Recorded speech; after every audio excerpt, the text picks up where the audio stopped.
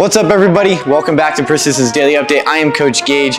Let's get right into today's daily programming. So basically our strength today is gonna be gymnastics, where we're gonna be doing hardest handstand push-up scale. So you have a lot of variation in this, basically from pike handstand push-ups to deficit strict handstand push-ups, right? So it's gonna be 5 sets of 3 to 15. See that big variance of reps, and with a 15 minutes to get this done. So like I said, if you really wanna work on just repetition of regular handstand push-ups as the open comes up, we can work on just doing regular handstand push-ups against the wall, normal mat, no scaling or anything. If you want to scale it, you could put a mat under, you could do deficit if you really want to challenge yourself, or even work on strict, because again, that might be an open workout as well. But if you're working on building strength, I would recommend maybe using a box, doing a pike handstand push-up off of a box, or even just doing seated dumbbell press is a good option as well, just building that natural strength overhead. Couple things to focus though on our handstand push-up. All of these motions, all these scales have a similar pattern. I want you to work on that triangle position where elbows are in front of us, where we're not pressing out, right? We're pressing in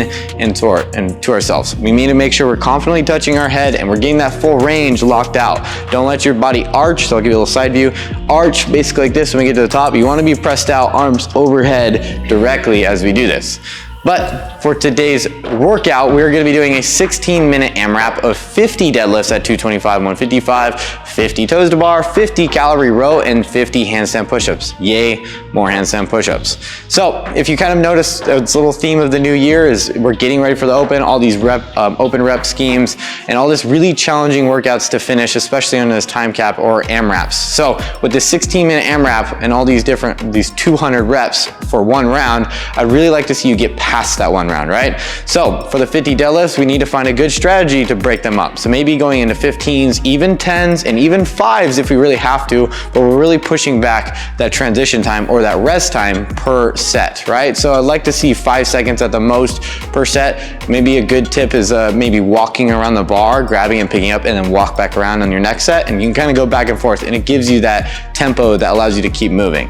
You don't want to walk all the way across the gym, way behind me, to grab some chalk and then come back to this very spot to deadlift again, right? So small sets will allow you to get through this pretty quick. When you get to the toes to bar, kind of the same theme goes on here.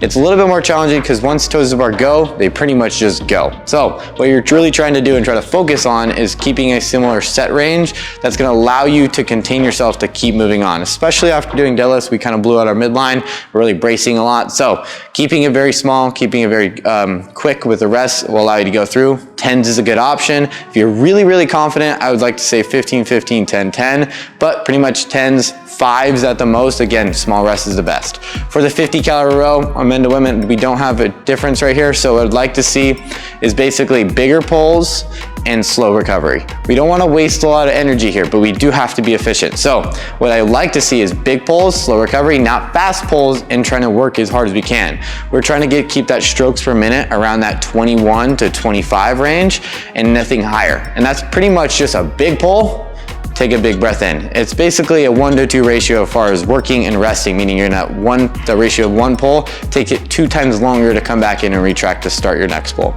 For your 50 handstand push-ups, what I really want to see is about consistency.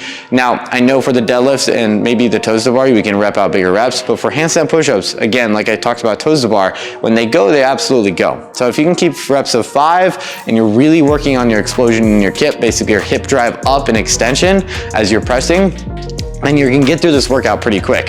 If you really are just trying to strict press these out, or you're not really so efficient in your kip, we keep the reps light, try not to overwork yourself, and really kind of keep moving as we go, right? All right, guys, if you have any more questions about scaling at all, you can check out our programming for Hustle, Good Time, Masters, and Teens athletes. But other than that, if you have any more questions, ask a coach, or put it down in the DM, or put it in the comments. I'll answer as soon as I possibly can.